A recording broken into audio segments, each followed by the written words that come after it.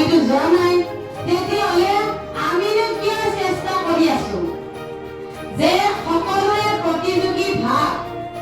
আজি যেনেকৈ প্ৰতিযোগিতা যোৱাকালি কৰিছে আপোনালোকে যে মই সকলোতকৈ প্ৰথম হ'ব লাগিব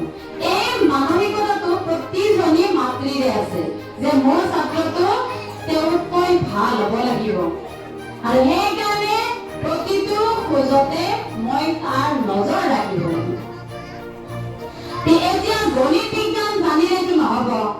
আৰু নিকেতনত এডমিশ্যন দিয়াৰ লগে লগে এটাই প্ৰশ্ন যে মই শিশুটোৱে অসমীয়া পাৰা নাই নেওতা পাৰা নাই কিয় পাৰা নাই মই শিশুটো অকল সেইখিনিয়ে জানিলে হ'ব নেকি তাৰে গণিত দিওঁ তেতিয়া কিন্তু সি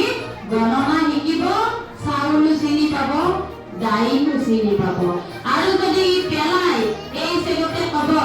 চাউলৰ দাম বাবা কিলো ইমান টকা দাইলৰ দাম কিলো ইমান টকা কিলো মানে কি গণনা আহিব এনেকৈ আমি ভাষা জ্ঞান দিব পাৰিম যে তুমি টকা কি বুলি ক'বা তুমি বুলি ক'বা তোমাৰ জ্যেষ্ঠজনক আপুনি সম্বোধন কৰিবা ভাষা আমিতো পটককৈ অসমীয়া ভাষাটো শিকা নাই এতিয়া